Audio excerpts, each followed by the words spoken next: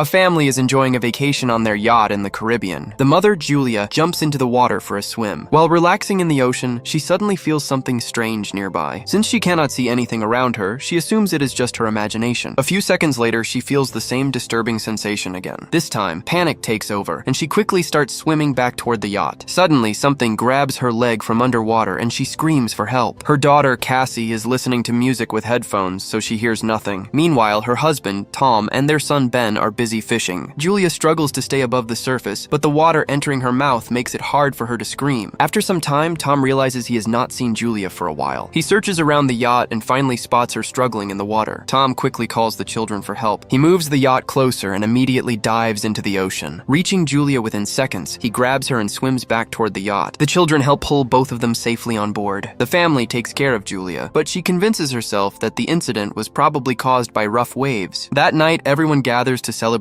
Ben's birthday. During the celebration, Cassie receives a call from her boyfriend. She takes her laptop outside to continue the video call. Her boyfriend shows her huge, dark clouds gathering over the city. Suddenly, the video freezes and the call begins glitching badly. Cassie goes back to inform the family about it, but Tom says the signal is probably weak because they are far from land. Just then, everyone hears a strange sound outside. They rush out and see a massive group of whales swimming past the yacht. Tom explains that whales normally follow the Earth's magnetic field, but storms can confuse their sense of direction. Without warning, the yacht shakes violently, causing Ben to fall. Concerned that the yacht may have been damaged, Tom dives underwater to inspect it. A short time later, he resurfaces with a deep wound on his shoulder. Julia immediately treats and stitches the injury. Tom explains that while underwater, he felt as though a giant creature was chasing him. However, when he turned around, he only noticed a cut caused by the yacht's propeller. Even so, he insists that whatever brushed past him felt enormous. After checking further, Tom discovers serious damage to the yacht. Realizing the situation is dangerous, they try to call for help. Julia repeatedly attempts to contact someone through the radio. At the same time, Cassie searches for a signal on her phone, but nothing works. Moments later, Cassie suddenly spots a strange figure and screams in fear. But it turns out to be Ben, wearing a mask and playing a prank on her. After some time, the yacht completely loses power, leaving the family stranded in the middle of the ocean. Julia later hears a voice coming through the radio, but the signal is so distorted that she cannot understand it. Tom tells the family they only have enough food and water to survive for 4 more days. He says they must wait and hope that a fishing boat eventually passes nearby. Suddenly, the radar detects something unusual, followed by another strange sound. Everyone rushes outside in shock and watches countless meteorites falling from the sky. Massive explosions erupt wherever the meteorites crash. One of the meteorites lands in the ocean very close to them. Seeing the danger, Tom immediately tries to restart the yacht. The engine barely starts running, but then another falling object crashes into the same area. The family holds on to each other tightly in fear. Tom suddenly realizes that the fiery objects falling from the sky are not meteorites, but satellites. At that moment, Ben notices smoke coming from the yacht. Tom quickly checks the engine and confirms that it has completely failed. As the wind grows stronger, the family hides inside the yacht. None of them notice that the compass is spinning rapidly without stopping. Soon, the yacht begins shaking violently. Ben falls once again and injures himself this time. Massive waves slam against the sides of the yacht. Tom struggles outside and manages to grab life jackets for everyone. Suddenly, the power cuts out completely. Tom quickly presses the control switch and the lights come back on. At that moment, Ben notices blood coming from Julia's nose. Julia starts feeling dizzy, while Cassie rushes to the sink and vomits. Tom continues trying to contact someone through the radio, but there is still no signal. Without warning, a loud, high-pitched sound fills the air, and the wind becomes even more violent. Julia attempts to shut the doors, but a hatch suddenly swings open. The powerful wind starts shattering the windows. Tom lights a flare as darkness slowly takes over the surroundings.